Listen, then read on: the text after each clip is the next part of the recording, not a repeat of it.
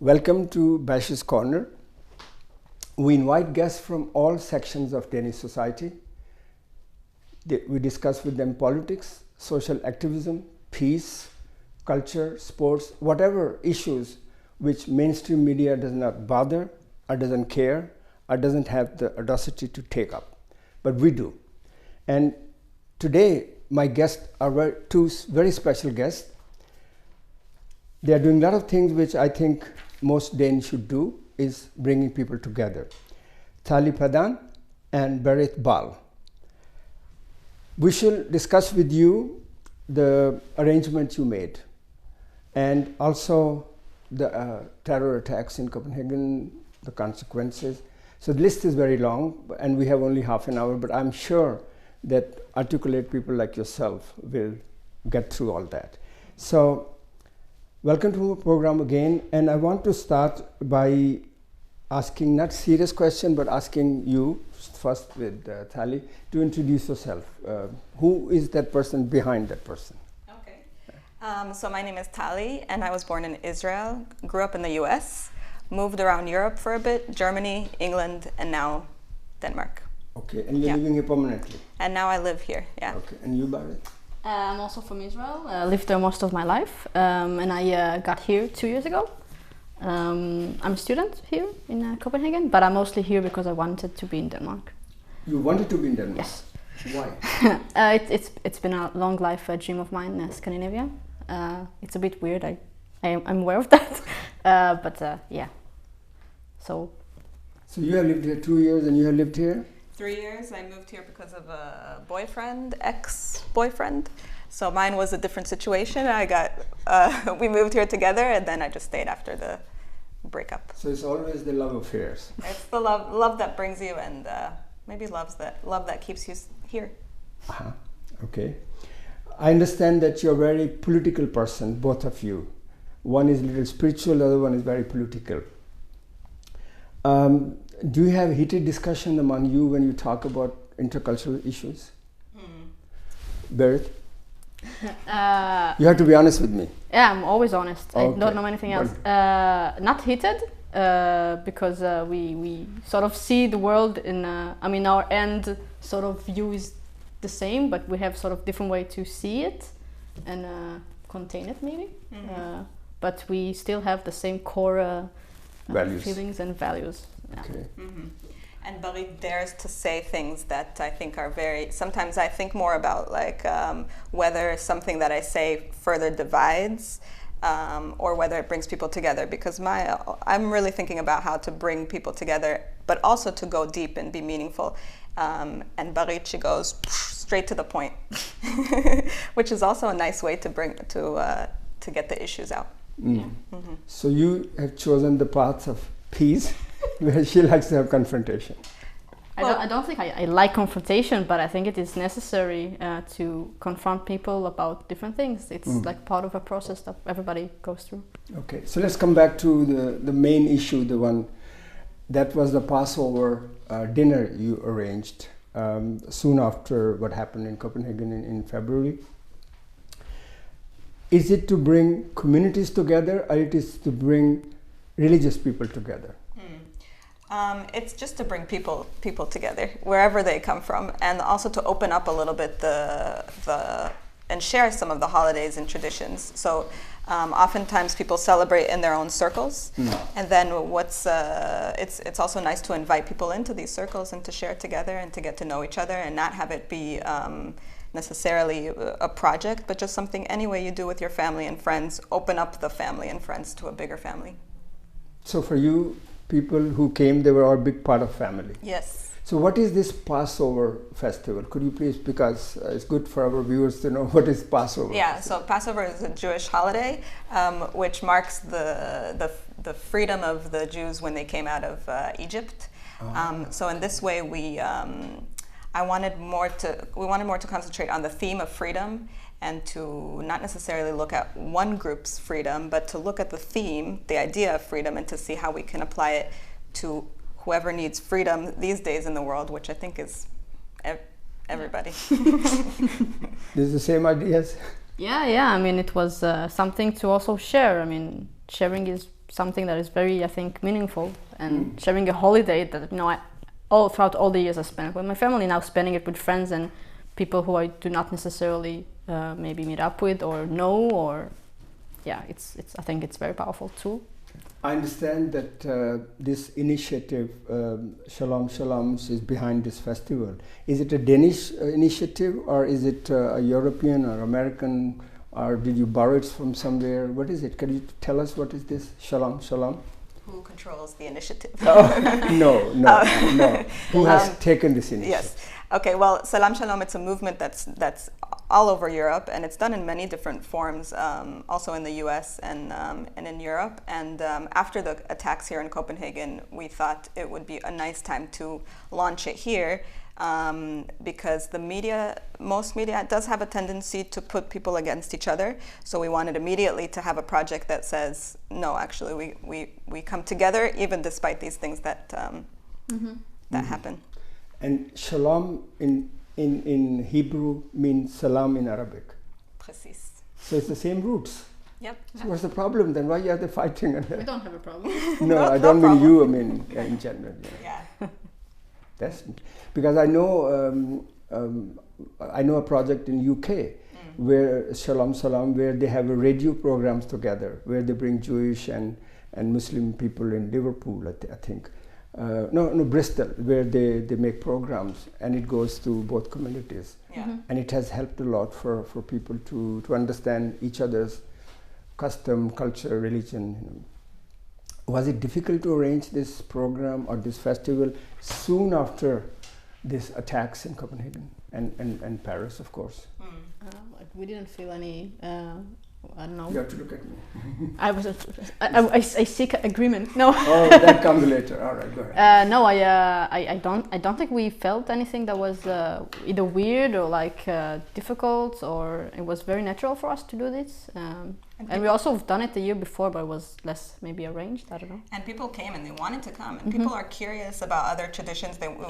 Sometimes you grow up in a culture. If you're only in your one culture, you don't think that people care about want to get to know your culture. But people really wanted to know what happens in this holiday, and they came and they asked questions, and we were explaining things, and it was really nice. Trying to explain things. To the best we knew. What I want to know is because those horrible attacks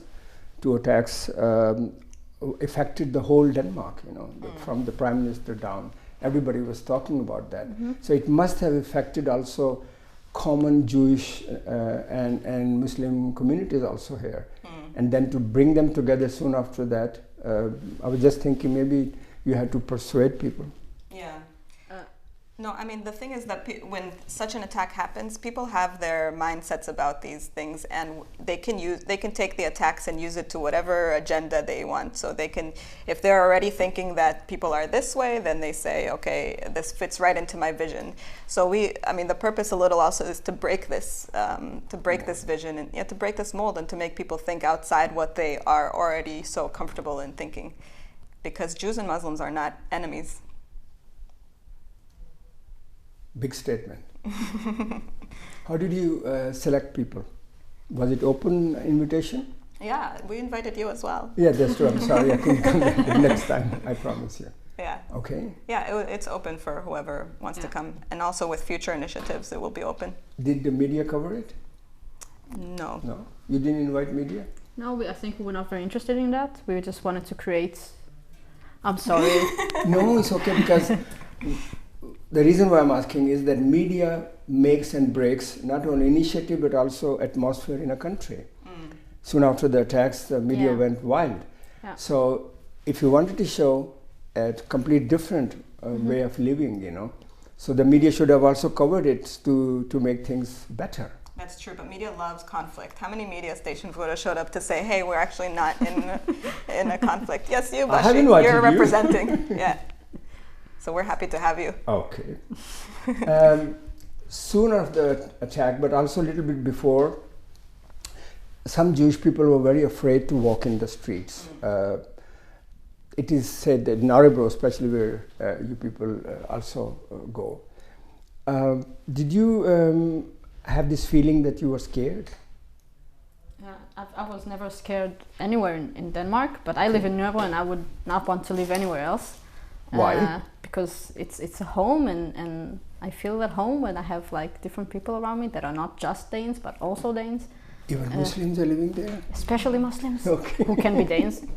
Yeah, I mean, it's not that I cannot understand people's fear, because everybody has their fear and I can understand it. Sometimes it's not very, I don't know, you know, it's a natural reaction sometimes.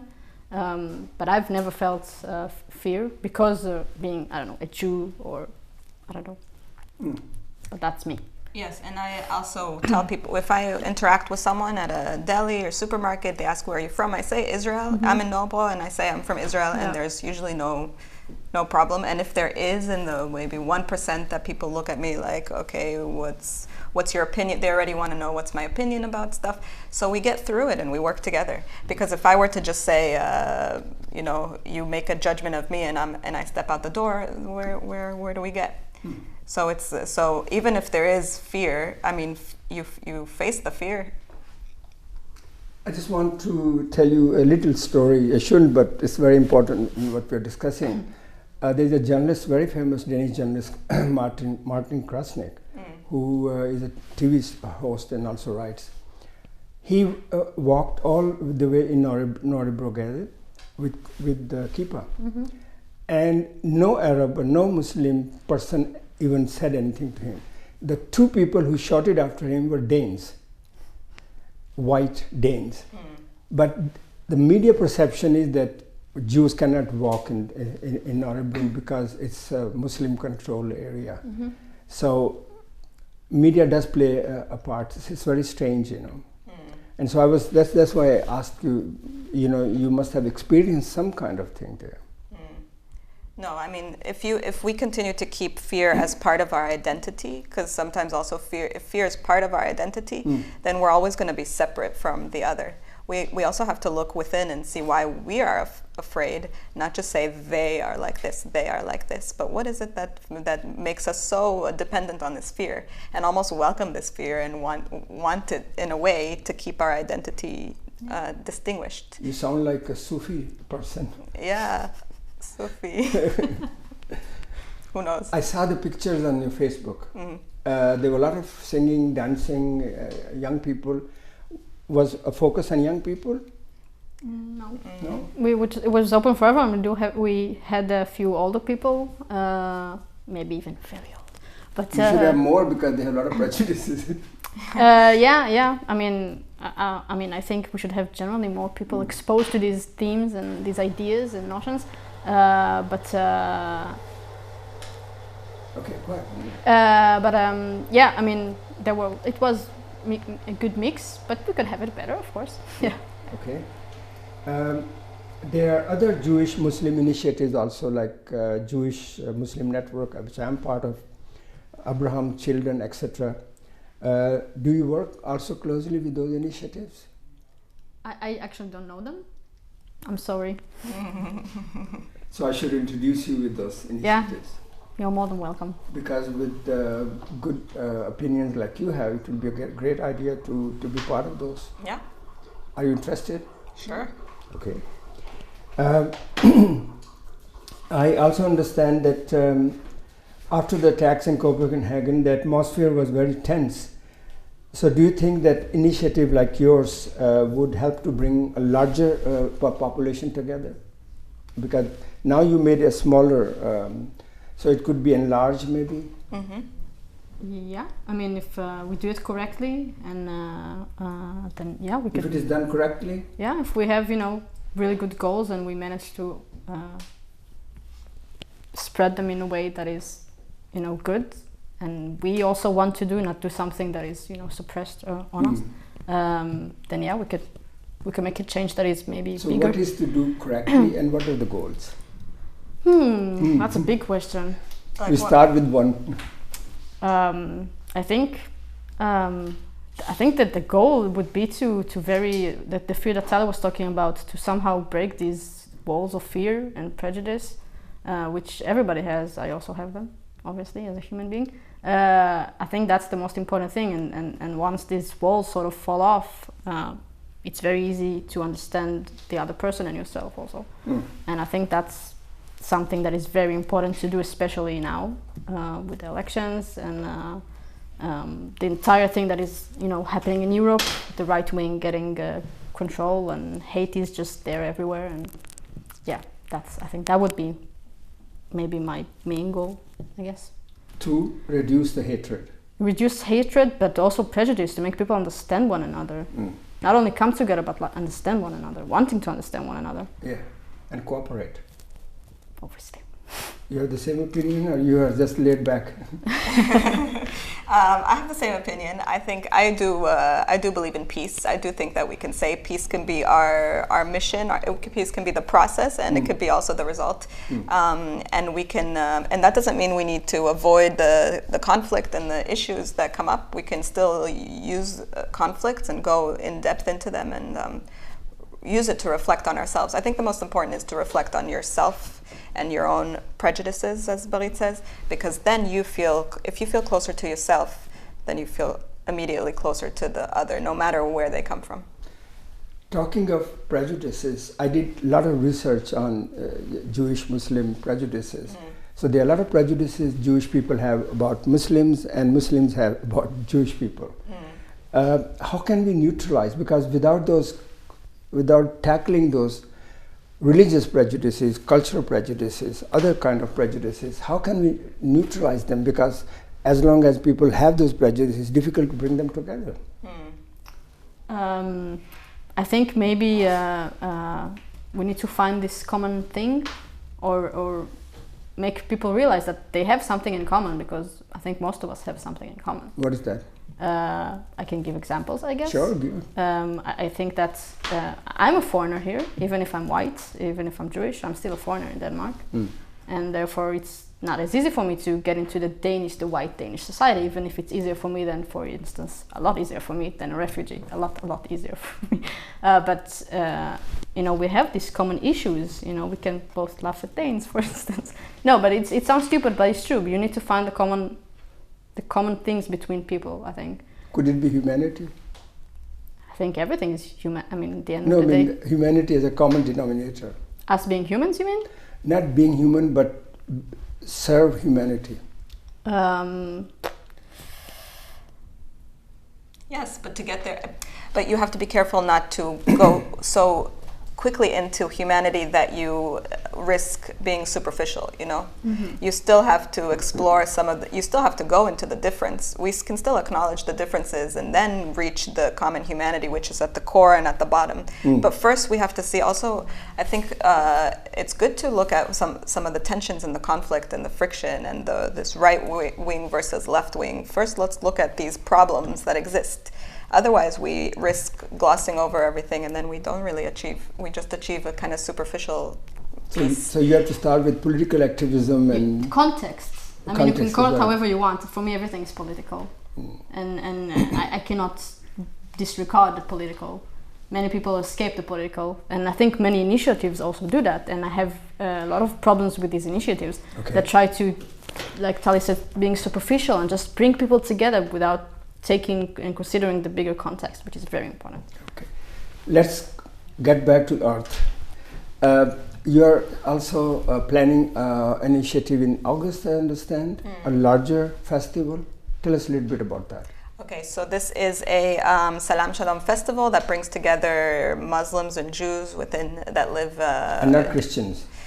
Christians can come. Okay. Everyone can come. Okay. But the idea is that we come together, we eat together, we play some music together. We also get within the music people who are doing cross-cultural things, playing together with maybe a mix of both cultures, and also with the food. And then we do this one-day celebration. So first, take care of the stomach. Yeah, always, yeah. Okay. Would you invite also Danish politicians and cultural personalities to give it more importance? Or it's just kept to people level? Do politicians make things more important? No, but they can make better laws by understanding the situation. Or they can come up with good statements. They can take the credit for it and then use it in their next agenda. That you should make sure that they don't. Okay. Last week, there was a survey which came out by YouGovern. It's a survey published about Danish population's attitude or opinions about people here in Denmark. Sadly, that 70% Danes have a negative opinion about Roma, 40% about Muslims, and 11% about Jewish people. Does it surprise you? I first of all, I do not take too much seriously these sort of surveys. So I don't think Denmark is more or less racist than any other country in Europe. And I don't think we should everybody share this on Facebook as if this was, especially after the elections, here look, we are very racist. So I think people can calm down. But I'm not. But Europe is racist. That's my point. Europe is just racist. That's it's a huge statement. It's a huge Well, thing. I think we all we're all I also grew up in a very kind of closed. I grew up in a Jewish community in the U.S., which was also a closed thing. Which I can understand if we had a survey like this, we would also come out 70% whatever. So I understand actually. I think it's also good to understand people who grow up in one place and are not used to so much change, which is fine. It's valid. It takes a little bit. It takes a while for people to get. So you're calling Danes provincial? No, but I'm saying that if you grow up in one culture with one kind of education system, it makes a difference. Okay. But of course, not all of the So, Barith, I wanted to talk about a sensitive issue, because you are from Israel and she's also born in Israel. Mm-hmm. It's about Israeli-Palestinian conflict and Israeli occupation of Palestinian territories. And people. Of course, and the people. What is the solution? I mean, where are we going? Well, I'm not a politician and I don't care about solutions because solution can be, we had a conversation about that yesterday actually, but a solution can be, a two-state solution that many people talk about, a one-state solution which many people talk about, and that's not the point. The point is the point is the process. How are we getting there? Okay. And what needs to happen in order for the process to start, and who takes care of the process. And I always say to people that my point of view says that first of all, I think Israel should recognize what it has been doing to the Palestinians before anything can start, because that's, I think, the most important thing, and that can lead on the process. Do you see it happening? No. Okay. So the conflict will continue? Yeah, probably. You both are also involved in a trampoline house in Norrebro, which actually is a place where asylum seekers can come and do some activities. How is it? The trampoline house? Yeah. It's a nice place where you can find people from all over the world in many different situations in their lives, whether they're waiting for an answer from as an asylum seeker, or they've already gotten asylum, or they have jobs. Many people with many stories that gather together. It's a nice social community space where we also eat together and celebrate together. Okay. Yeah. You emphasize a lot about eating together. Yeah, well, that's what we do at the trampoline house. Okay. Any special message to my audience from both of you? Not about Israel-Palestinian issue, but how to Don't live. talk about that anymore. How to live in peace, How to live in peace. Yes. Or how to live in harmony. Yeah. I think the number one thing that we can do, we often look at politics as something outside of ourselves, or what's going on in the world is outside of ourselves. This is going on over there. But if we look within, if you really examine yourself and reflect on yourself, then you can see the parts of your identity that you're also attached to. And if you kind of start to loosen yourself from that, break away from that, you become closer to your true self, let's say, which is the common with everybody else's true selves. We've made so many divisions in society, in the world, based on all these religious, ethnic, national identities, and everybody believes that this piece of land is theirs, whether it's Denmark or Israel or whatever it is. So this attachment to the land, this attachment to your identity, is only keeping us divided. If we look into ourselves, we can bring ourselves closer to each other. I think this is the best end I could hope for, because with this message of peace and harmony, I hope that the people who are watching this program we will have a wonderful idea how to move forward, both in Denmark but also all around. And thank you very much for coming. A pleasure to have you here. Thank you for having us. Absolutely.